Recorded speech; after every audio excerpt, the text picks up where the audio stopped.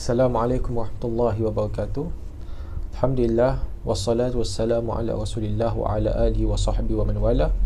Alhamdulillah, bersyukur kita kepada Allah Subhanahu wa taala atas segala nikmat, atas segala kurniaannya, rezeki yang dilimpahkan kepada kita dapat kita bersama-sama untuk mendengarkan kuliah ataupun pembacaan kitab Haruman Rohani pada kali ini. InsyaAllah kita akan sambung pengajian kita pada hadis yang ke-28 pada muka surat 198. Sebuah hadis yang diberikan judul tawaran istimewa yang kekurangan pelanggan. Mungkin tajuknya dia mungkin pelik sedikit, tetapi bila kita faham hadisnya, maka kita akan atau kita baca hadisnya, kita cuba fahami, maka kita akan dapati kaitannya dengan judul yang telah diberikan penulis insya-Allah. Baiklah, para pendengar sekalian, hadis yang diketengahkan merupakan sebuah hadis yang sahih yang diriwayatkan oleh Syaikhain. Hadis daripada Abi Hurairah radhiyallahu an, anna Rasulullah sallallahu alaihi wasallam qala law ya'lamun nas ma fi nida'i was-saff al-awwal thumma lam yajidu illa an yastahimu alaihi lastahamu walau ya'lamuna ma fi at-tahjir lastabaqu alaihi walau ya'lamuna ma fi al-'atamati was-subhi la'atawhuma walau habwa. Muttafaqun alaih. Daripada Abu Hurairah radhiyallahu anhuma, beliau berkata bahawasanya Rasulullah sallallahu alaihi wasallam bersabda, seandainya orang ramai mengetahui betapa besarnya pahala azan dan mendapatkan saf yang pertama ketika solat berjemaah, kemudian mereka tidak menemukan jalan lain untuk memperolehinya melainkan dengan membuat undian ataupun aturan giliran, pasti mereka akan melakukan demikian. Seandainya mereka mengetahui betapa besarnya pahala datang ke masjid dengan cepat untuk menunaikan solat berjemaah, pasti mereka akan berlumba-lumba untuk mendapatkannya. Dan demikian juga seandainya mereka mengetahui betapa besarnya pahala solat isyak dan subuh secara berjemaah, pasti mereka akan melakukannya sekalipun mereka terpaksa berjalan dengan merangkak. Hadis ini merupakan hadis yang sahih, hadis yang diriwayatkan oleh Al-Imam Al-Bukhari dan Muslim. Hadis ini kita boleh fahami daripada apa yang Nabi beritahu pada kita. Pertama sekali, azan ataupun menyahut seruan azan ataupun mendengar azan ketika dilaungkan di masjid, kemudian kita berada di saf hadapan, datang ke masjid dengan cepat untuk mendengarkan azan, kemudian mengejarkan atau mendapatkan saf hadapan, ataupun dan juga pada masa yang sama menunaikan solat isyak dan solat subuh berjemaah di masjid, merupakan amalan yang mempunyai gandaan pahala atau pahalanya, ganjarannya sangat besar di sisi Allah Subhanahu wa taala. Dan kenapa Nabi kata seandainya orang ramai? Seandainya, maknanya apa? Ia adalah satu perkara yang susah sangat. Kerana kalau kita nak kerjakan semua ini, dia ada aturan je lah. Kita kena keluar ke masjid pada waktu isyak dan waktu subuh. Waktu isyak dan waktu subuh dia special sedikit kalau dibandingkan dengan waktu-waktu lain. Pahala mereka yang menunaikan solat berjemaah di masjid pada waktu solat isyak dan waktu subuh, dia ada lebihnya daripada waktu-waktu lain. Apa sebabnya para jemaah sekalian? Disebabkan kerana susahnya untuk kita datang pada waktu isyak dan waktu subuh. Waktu isyak susahnya kenapa?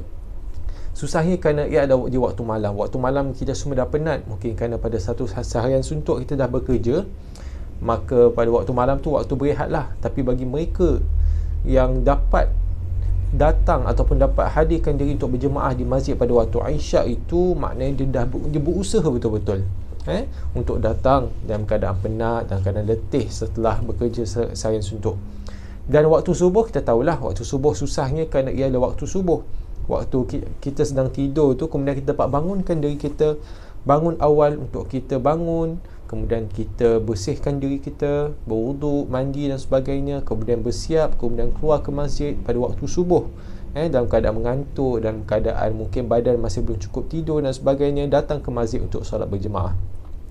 Jadi dua waktu ini diberikan pahala yang lebih ataupun disebut dalam hadis ini yang mempunyai keistimewaan disebabkan kerana kepayahan untuk dikejar dua-dua waktu ini untuk dalam dalam usaha kita untuk menunaikan solat berjemaah di masjid pada dua waktu ini. Sebab itu mempunyai nilai yang tinggi dalam waktu-waktu yang dalam berbeza dengan waktu-waktu yang lain. Dan ini juga kita fahami bahawasanya amal ibadah kita, kalaulah kita laksanakan ataupun ia hanya dilaksanakan dengan kepayahan ataupun ada kesusahan untuk melaksanakannya, tapi kalau ia dapat dilakukan maka besar pahalanya. Seperti contoh saya berikan adalah mereka yang dapat menunaikan haji. Kalau nak dibandingkan dengan ibadah haji dengan ibadah umrah ni lebih mudah. Umrahnya mudah, rukun-rukunnya lebih mudah sedikit, maka sudah tentu tidak boleh dibandingkan dengan pahala haji, yang di mana pahala haji ni ia lebih besar. Pahala haji ni dalam hadis-hadis Nabi SAW ia mempunyai ganjaran yang besar, dan mereka yang mendapatkan haji yang diterima Allah Ta'ala itu dijanjikan syurga. Dan tapi kalau nak bandingkan secara umumnya antara ibadah umrah dengan haji, sudah tentu kita tak boleh samakan. Ibadah haji sudah tentu pahalanya lebih besar. Kenapa? Kepayahan, keperitan, kesusahan perjalanan satu tempat ke satu tempat, masa yang diambil, bahaya yang ada disebabkan ramainya orang, mungkin berlakunya insiden dan sebagainya. Jadi pahala haji itu sudah tentu sangat lebih besar lagi. Jadi itu yang kita nak fahami, bahawa ibadah itu kalau dilaksanakan dalam keadaan yang payah, dalam keadaan yang susah, tetapi kita cuba laksanakan dengan usaha, dengan daya tahan, maka insya-Allah Allah Taala akan berikan pahala yang berganda dengan yang lebih lagi. Jadi itu yang kita nak fahami, apakah keistimewaan di sebalik waktu solat subuh dan waktu Isyak yang dilaksanakan dan berjemaah di masjid. Jadi Nabi SAW mengatakan, seandainya kalau kita tahu betapa besarnya pahala yang ada bagi mereka yang menunaikan solat subuh dan Isyak di masjid berjemaah, maka mereka akan datang untuk menunaikannya, dan walaupun mereka dalam keadaan merangkak, maknanya kalau mereka tak boleh jalan pun, kalau ada di kalangan orang Islam yang tidak boleh jalan, kalau dia tahu pun betapa besar ganjaran dan nilai pahalanya, mereka tetap akan datang walaupun mereka tidak boleh berjalan, mereka akan cuba merangkak.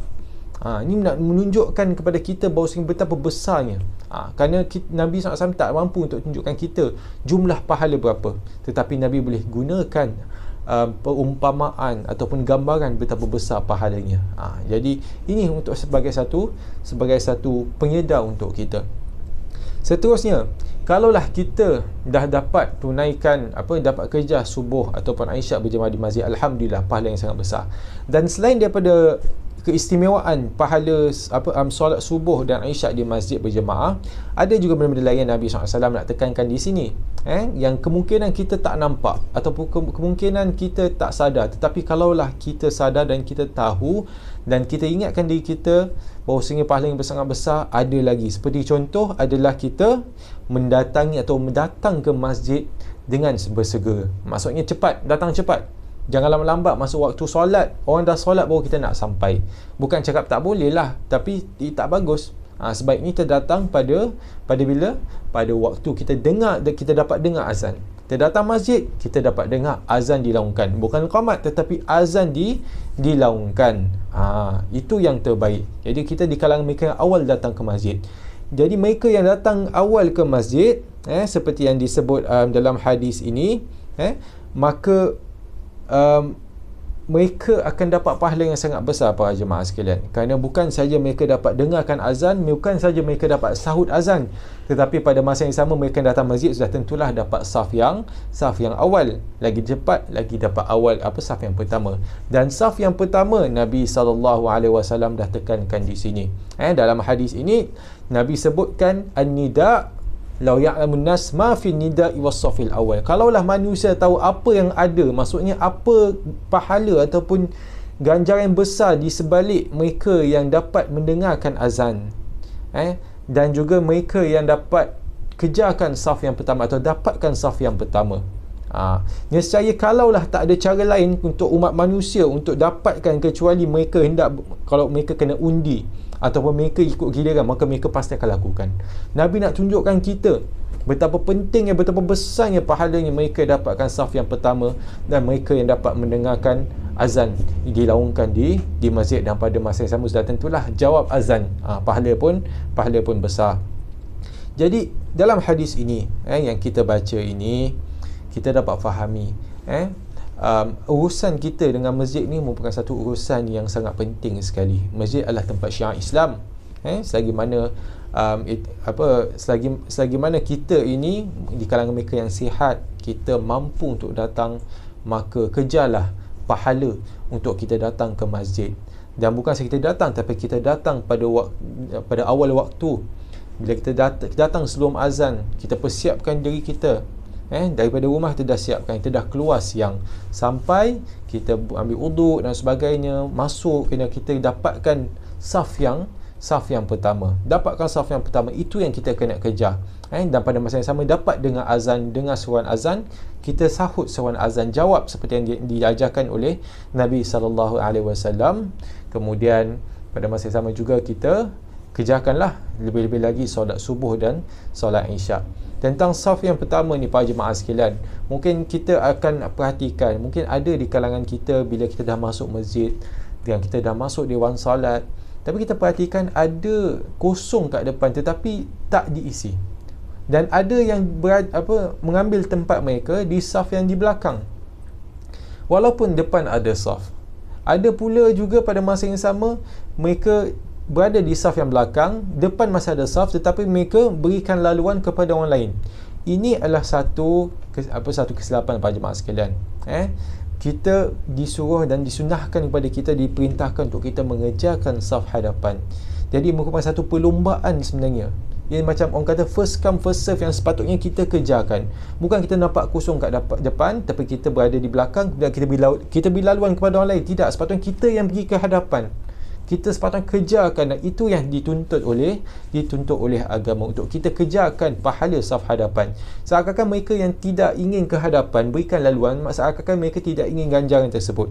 Walaupun tidak tahulah apa alasan, mungkin mereka nak keluar nak senang keluar, bila mungkin kalau ada orang kata tu emergency lah, contohlah mungkin nak keluar senang dan sebagainya. Tapi tidak, sunnah Nabi nak suruh kita kejarkan pahala, ganjaran besar mereka yang berada di saf yang pertama. Tapi ada orang pula mereka mengelakkan untuk dapat saf yang pertama. Mereka persilakan orang lain pula, mendahulukan orang lain. Sepatutnya kita yang rebut, sepatutnya semua orang rebut untuk dapatkan saf yang pertama. Sebab tu Nabi tekankan di sini, kalaulah manusia tahu betapa besar pahala mereka berada di saf yang pertama berbandingkan saf yang lain, maka mereka kalau boleh berlomba-lomba, sampai kalaulah perlulah untuk berundi, maka mereka akan undi. Kalau perlu nak ikut giliran, maka mereka akan ikut giliran para jemaah sekalian. Maka rebutlah peluang-peluang yang ada di masjid. Lebih-lebih lagi mereka yang selalu datang ke masjid.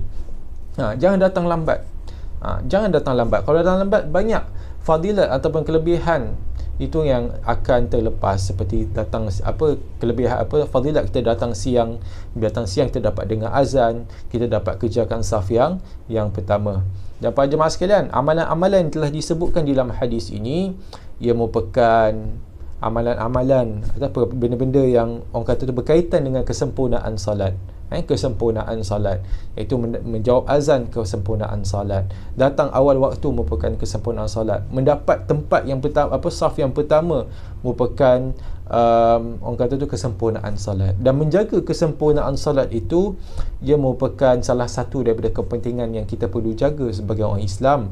Merupakan tiang kepada agama kita berkaitan dengan salat, kerana salat itu merupakan tiang agama yang paling kuat sekali untuk kita. Dan bukan saja kita kena jaga ketika salat, tetapi hatta sebelum salat sendiri kita kena jaga benda-benda berkaitan kesempurnaan ini semua. Kesempurnaan salat dia bukan saja waktu salat ataupun ketika saat kita sedang menunaikan salat, tetapi ia bermula sebelum kita salat, iaitu bermula dengan masuknya kita dalam masjid ketika pada awal waktu. Jadi saya nak sentuhkan sebuah hadis, sebuah kisah yang dimaksud dalam sebuah hadis, di mana ketika zaman Nabi sallallahu alaihi wasallam tidak ada sebenarnya yang ketinggalan daripada menghadiri solat berjemaah. Solat berjemaah sangat penting, dan para sahabat Nabi sallallahu alaihi wasallam mereka mengejarkan solat jemaah. Hatta mereka yang tua, yang bertongkat pun, mereka akan datang, paksakan diri mereka untuk datang solat berjemaah, kerana mereka tahu pahala yang sangat besar. Dan mereka, saya bukan cakap untuk solat subuh dan isyak saja, tapi kalau waktu-waktu lain, zuhur, asar dan maghrib pun pahala yang sangat besar. pahala yang sangat besar. Cuma subuh dan isyak dia ada kelebihan sedikit. Maka pada zaman Nabi tidak ada yang ketinggalan untuk menunaikan solat subuh atau dan solat isyak lebih lagi, ataupun secara umumnya apa-apa solat, waktu solat lah dengan berjemaah di masjid, kecuali yang selalu tinggal ataupun elakkan daripada menghadiri solat berjemaah adalah di kalangan mereka yang golongan munafik ataupun orang yang memang betul-betul uzur betul-betul. Di zaman Nabi waktu solat berjemaah di masjid, kita boleh anggaplah 90% di kalangan penduduk Madinah, penduduk Islam akan datang ke masjid untuk berjemaah. Yang lagi 10% tu mungkin sama ada mereka uzur, memang betul-betul tak boleh jalan, kemudian kalaulah tak jalan pun tak ada yang boleh bantu mereka untuk pergi ke masjid, sama ada mereka golongan ini ataupun di kalangan mereka golongan munafik yang memang nak elak daripada bersama dengan orang Islam yang lain. Ada sebuah kisah yang di mana bahkan ada seorang sahabat Nabi SAW yang sangat uzur, hatta dia dipimpin oleh dua anaknya untuk hadir bersolat berjemaah. Tapi kalau kita tengok sekarang ni di masjid kita perhatikan mungkin berapakah saf yang diisi pada waktu-waktu solat. Waktu subuh mungkin subuh lebih sedikit lah, Alhamdulillah. Tetapi kalau kita tengok waktu zuhur, waktu asar, senang kata kita dapat lihat masjid dipenuhi pada solat Jumaat saja. Kita tahu solat Jumaat wajib untuk orang lelaki, tapi para ulama mereka ada sebahagian mereka yang hatta mengatakan bahawa solat berjemaah di masjid ni wajib. Ada kata yang sampai hukumnya wajib. Ada yang kata hukumnya belum sampai wajib, cuma ia adalah satu sunnah yang sangat mustahab, yang sangat digalakkan, belum sampai kategori. Tapi ada yang kata wajib, sampai gitu sekali, kerana atas dalil yang ada dan kelebihan ataupun besar sekali pahala ganjaran yang ada. Tapi kita tengoklah sekarang banyak kosong ataupun banyak saf-saf yang tidak dipenuhi. Mana-mana waktu solat cuma 3 ataupun 4 saf saja. Padahal waktu solat Jumaat boleh penuh. Itu kita kena ingat.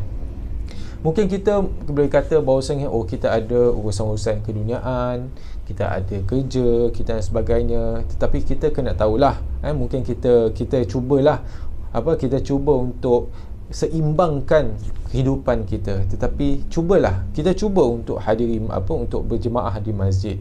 Walaupun kita kerja, tetapi kalaulah kita ada kesempatan, kita cuba untuk hadiri, untuk datang ke masjid untuk berjemaah, kerana pahala yang sangat besar. Dan juga kita kena utamakan akhirat kita. Dunia itu memang penting, sudah tentu.